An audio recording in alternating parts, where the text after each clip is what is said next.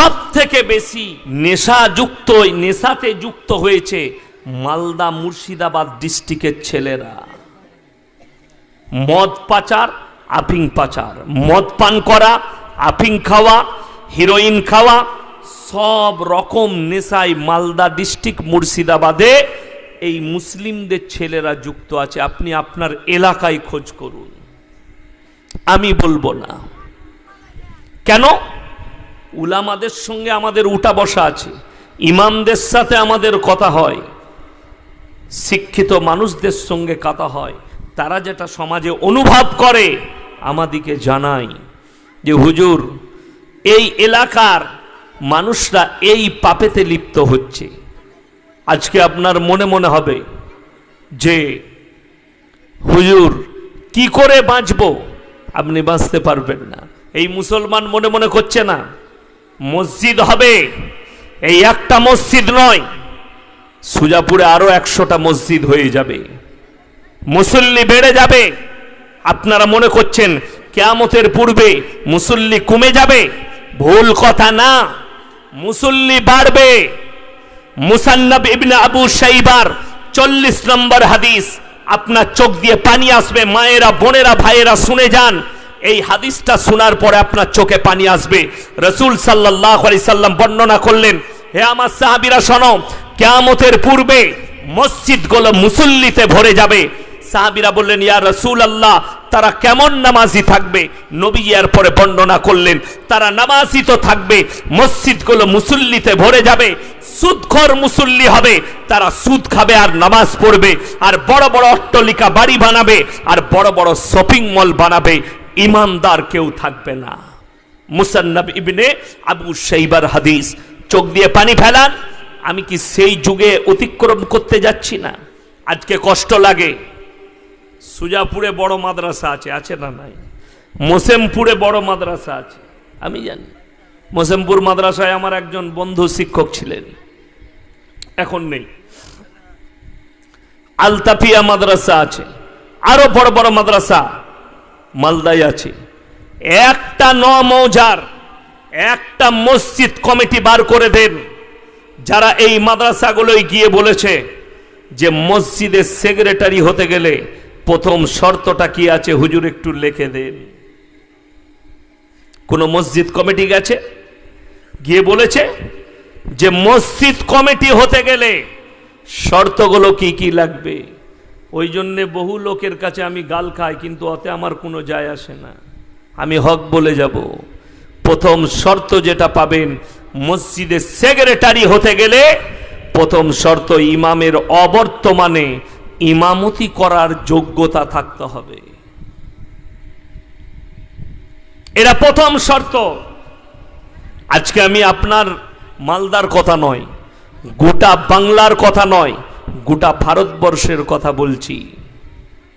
মসজিদ কমিটির সেক্রেটারি মানুষ দেখে না কাকে করছি, লোকটার মধ্যে ইমানদারি আছে কিনা, সততা আছে কিনা, লোকটা নামাজি কিনা, লোকটা দিনদার কিনা, বাস এতটুকু দেখা হয়। তার টাকা আছে কিনা, তার সম্পদ আছে কিনা। সুদ খেয়ে বড় লোক হয়েছে বলে টাকা আছে, মসজিদের সেক্রেটারি করে দে। আমার বর্ধমান জেলার কথা বলছি, আমি গ্রামের নাম করব না, খবর একদম সত্য বলছি। মসজিদ আছে আপনাদের এখানে ঘনবসতি, যেখানে ঘনবসতি নাই, মসজিদের পাশে একটা পুকুর, পুকুর বুঝেন তো, মাছ চাষ হয়, পুকুর, পুকুরের চারিদিকে তাল গাছ, 40-50টা তাল গাছ আছে। এই গরমকাল গ্রীষ্মকাল এলে তাল গাছে দেখবেন রস টাঙে সাঁওতাল আদিবাসীরা দিয়ে, সেই রসগুলো কি হয়? তাড়ি। আমাদের দেশে তাড়ি বলে, আপনাদের কি বলে? তাড়ি বলে। সেই তাড়িগুলো মানুষ খায়, নেশা হয়, হারাম, ইসলামী শরীয়তে হারাম। সেই মসজিদের গাছগুলো লিজে দিয়েছে যে এইগুলোতে তাড়ি টাঙো, একটা গাছে সিজনে এত টাকা লাগবে। আচ্ছা বলুন, তাড়ি বেচা টাকা, মদ বেচা টাকা মসজিদে লাগানো যাবে? লাগানো যাবে না। সে হারামখোর এটাও জানে না যে মসজিদের গাছে তাড়ি বেচা টাকা মসজিদে লাগানো যাবে না। সে কন্ট্যাক্ট দিয়েছে মতোয়াল্লি, সেক্রেটারি, কেন? এবং সে কন্ট্যাক্টে বলেও দিয়েছে তুই যা টাঙবি প্রত্যেক দিন এক হাঁড়ি মাল আমাকে দিবি। সে মালও তো তাড়ি খানেওয়ালা মাল। কথাটা বুঝতে পারিনি আমার? এটা আমি বানানো গল্প বলিনি, বাস্তব সত্য কথা। নামাজকেও আমার বর্তমান জেলায় এমনও গ্রাম আছে 98% লোক রোজা রাখে না। তার কারণ কি? একজন পীর সাহেব হুজুর বলে দিয়েছে তোদের রোজা রাখা লাগবে না, যা করার টাকা পয়সা আমাকে দিয়ে যাবি, আমি তোদের সবারই রোজাটা রেখে দেব।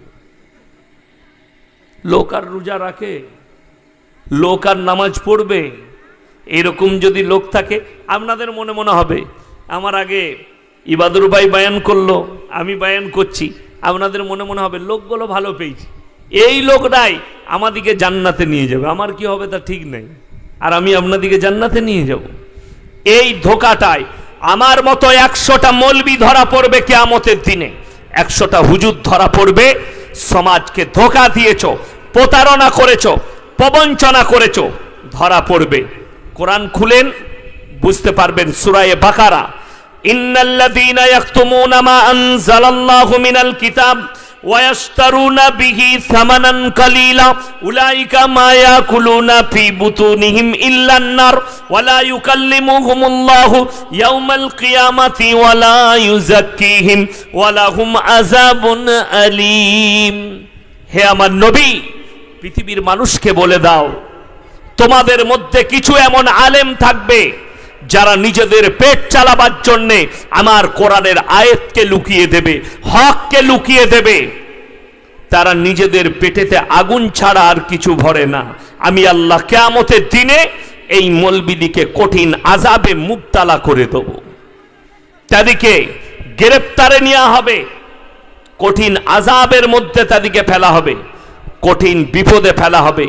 আমার মুসলমান ভাই যারা আছেন সকলে বলুন, আজ থেকে আমরা দ্বীনি শিক্ষা অর্জন করব। সকলে জোরে বলুন ইনশাআল্লাহ। বাচ্চাদিকে দেন, নিজেরা দ্বীনি চর্চা করুন, হারাম হালালটাকে চিনতে শিখুন। আচ্ছা, এখন বাংলা কোরআন শরীফ বেরিয়েছে না বেরোয়নি? পড়ুন। বাংলা বড় বড় আলেমের লেখা বই বেরিয়েছে না বেরোয়নি?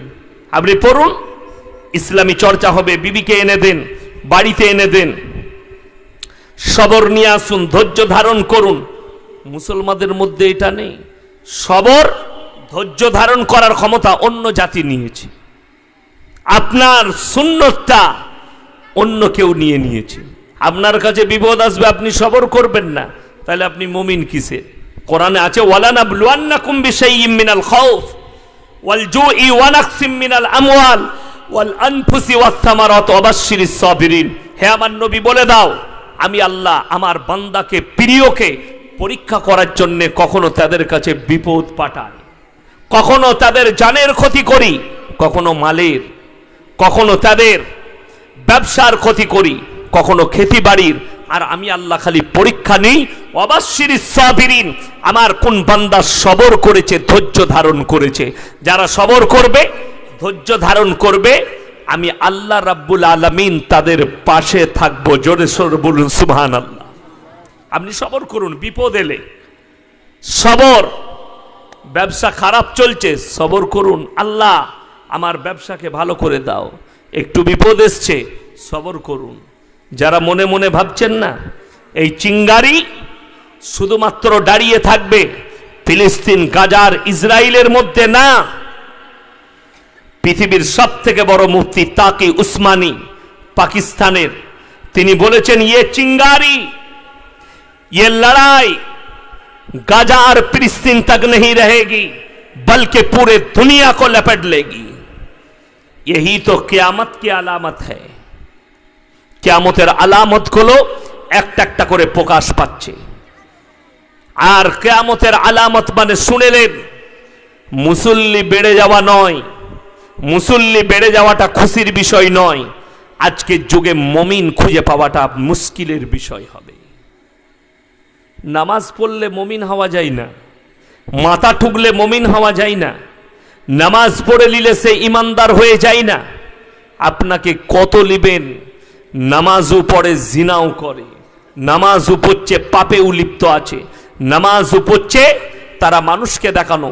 আপনি দেখতে পাবেন, যদি মনে করেন নামাজ পড়লে কাবা ঘরে গেলে মুমিন হয়ে যাবে, আপনাদের জানা নেই ফেসবুক আর ইউটিউব খুলে দেখলেন, মোবাইল খুলে আমাদের দেশে অনেকগুলো আর্টিস্ট উমরা করতে গিয়েছিল। শাহরুখ খানকে দেখলাম উমরাই গেছে, আবার দেখছি মন্দিরে পুজো করতে যাচ্ছি। কথাটা বুঝতে পারেননি? তো একে যদি মুমিন মনে করেন তা তুমিও সেই রকমই মুমিন। আমির খানকে দেখলাম উমরা করতে গেছে, তারপরে দেখছি তার বিটি নাংটা ঘুরে বেড়াচ্ছে। তার বিটির বিবাহ হচ্ছে খ্রিস্টান শাস্ত্রে, হিন্দু শাস্ত্রে, ইসলামের কোনো ছিটেফোঁটা নেই।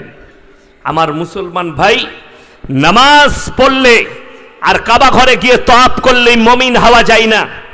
মুমিন হওয়ার জন্য যে শর্তগুলো আছে আল্লাহ কোরআনে রেখে দিয়েছেন। সূরা বাকারায়, লাইসাল বিররান তুওয়াল্লু ফুজুহাকুম কিবালাল মাশরিকি ওয়াল মাগরিব ওয়ালাকিন্নাল বিররা মান আমানা বিল্লাহ।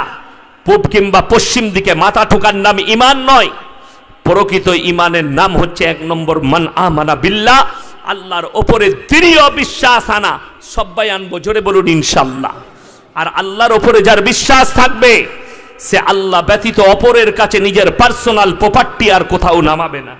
আল্লাহ ব্যতীত অপরকে রব হিসাবে স্বীকার করবে না।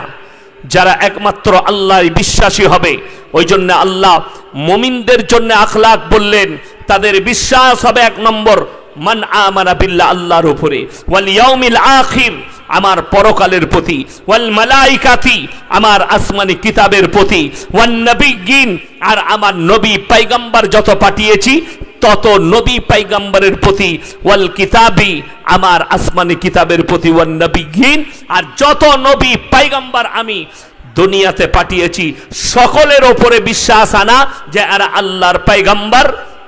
আল্লাহ বললেন তবে তুমি মুমিন হতে পারবে। মাথা তো সবাই ঠুকে, কেউ গাছের নিচে, কেউ পূব দিকে, কেউ পশ্চিমে, কেউ সূর্যের সামনে, কেউ চন্দ্রের সামনে, কেউ ঠাকুরের সামনে।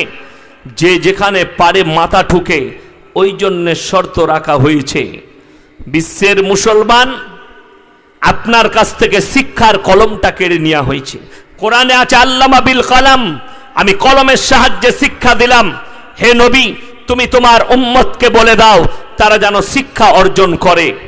শিক্ষার দ্বারা দুনিয়াকে কামিয়াবি লাভ করানো যাবে। আমার মুসলমান ভাই, আল্লাহর কসম, আল্লাহর হাবিব সাল্লাল্লাহু আলাইহি সাল্লাম ইসলাম প্রচার করেছেন মক্কা নগরীতে। মক্কা নগরী থেকে মদিনা, গোটা বিশ্বে ইসলাম প্রচার হয়েছে। আল্লাহর হাবিব সাল্লাল্লাহু আলাইহি সাল্লাম আখলাক আর চরিত্রের দ্বারা ইসলাম প্রচার করেছিলেন। আল্লাহর হাবিব কখনো তলোয়ারের দ্বারা ইসলাম প্রচার করেননি, হিংসা বিদ্বেষের দ্বারা ইসলাম প্রচার করেনি। আপনি ভেবে দেখুন, আজকে আপনি সুজাপুরেই পাবেন এক মুমিন আর এক মুমিনের দুশ্মন। ঠিক বলেছি না ভুল বলেছি? অথচ নবীজি বললেন, হাদিসে আছে, এক মুমিন আর এক মুমিনের ভাই ভাই। জোরে বলুন সুবহানাল্লাহ।